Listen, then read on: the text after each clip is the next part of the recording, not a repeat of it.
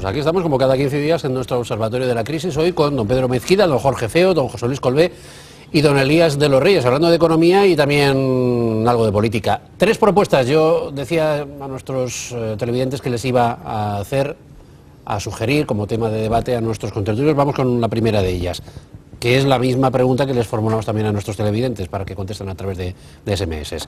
Iberdrola está implantando un horario, no sé si a todos o a parte de sus trabajadores, algo experimental, de 7:30 de la mañana a 3:30 de la tarde.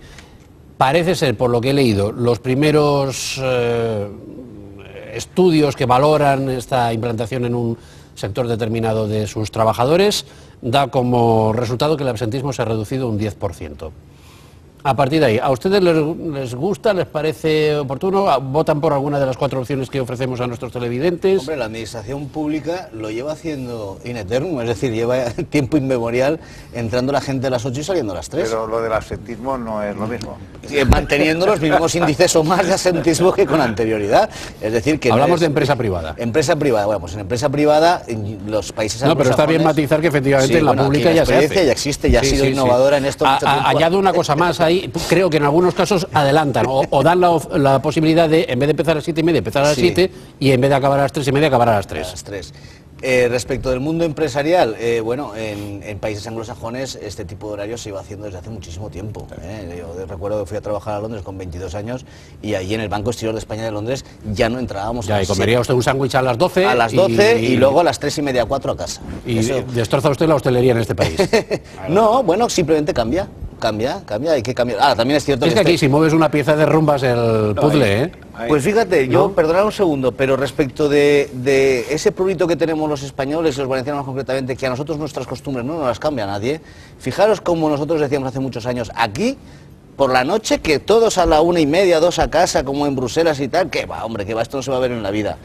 Pues poquito a poco, eso... Pero eso por la crisis, que la gente sale menos. Don Elías, usted no sale de noche ya. No, yo sí salgo de noche. Sí sale de noche. Pero en cualquier caso yo pienso que estamos en el siglo XXI, que las formas de organización cambian y que las empresas privadas y la administración pública lo que deben de buscar es el rendimiento. Y no por estar más horas en el puesto de trabajo se rinde más o se da más valor a la acción que se hace. A mí me parece completamente lógico que se busquen objetivos y que se prescinda un poco del horario rígido, porque no es más que una rigidez. Además estamos hablando de un tema que con las nuevas tecnologías, Elías, será una cuestión de una década, de 2, pero al final... Tú estarás trabajando siempre. Siempre. Desde casa. Desde casa, desde el monte, desde el mar, desde donde sea, desde aquí mismo, estarás trabajando. Esta es su casa, don Jorge. Yo creo que es un tema que debería ser objeto no solo de debate nuestro, sino de una reflexión en profundidad, porque detrás de la propuesta de Iberdrola, más allá de que sea de Iberdrola, lo que sí que hay es un tema que para mí va a ser fundamental, digamos, en la próxima década, que es la conciliación de la vida laboral y de la vida familiar. Mientras no se llegue a demostrar lo contrario, todo el mundo quiere hacer una conciliación. Pero de los maestros. Pero sí, pero aquí la realidad cruel es que no es fácil conciliar la vida laboral con la vida familiar, porque en un momento determinado... Uy, no se cae. Lo que pasa es que es una silla de diseño... Caerse en directo había sido terrible. Que tiene vida propia. En el YouTube estamos al día siguiente. Dice, en debate se abre la cabeza en directo. Sí. Decía que la conciliación de la vida laboral y de la vida familiar es francamente complicada, pero muy, muy complicada, porque cuando una persona piensa siempre que como en su casa lo van a comprender más, antepone la vida laboral y las responsabilidades laborales y no se da cuenta de que no es así, de que los hijos, el compañero, el marido, la mujer o la persona que convive contigo, los padres, llega un momento que eso no lo comprenden y te lo empiezan a echar en cara, con lo cual las situaciones se van enconando. A mí me encantaría el que desde donde corresponda se abriera un auténtico debate, creo que la COE lo está empezando a hacer, para ver cómo es posible, cuáles son los caminos para la conciliación de la vida laboral y de la vida familiar. Antes José Luis ha hecho un comentario diciendo que, claro, si se va a este tipo de horario, quizá las relaciones nocturnas de pareja desaparecerá, no sé. Eso lo he dicho fuera de cámara. Bueno, pero que me parece una reflexión que es digna de tener. Hombre, yo he propuesto lo de los realities, que viene a ser Tarimari lo mismo. Claro, pero... Es decir, ya no puede estar uno hasta las 2 de la mañana viendo televisión o haciendo otras cosas. Y lo que pasa es que uno, para levantarse a las 6 de la mañana, para estar a las 7, necesita no acostarse, sino descansar unas horas determinadas, que eso también le condiciona... Alternativa a la siesta. Al resto. Pero entonces ya tienes que hacer jornada partida. Bueno, sí, pero si tú te vas a hacer la siesta y tú tienes un niño que en un parvulario, tienes un chiquito que sale del colegio a las 3, a las 5 o a las... Pues imagínese si llega a salir la jornada de 65 horas a la semana, que yo no sé de dónde íbamos a sacar. Claro, 65 horas a la semana son prácticamente, números redondos, 11 al día durante 6 días.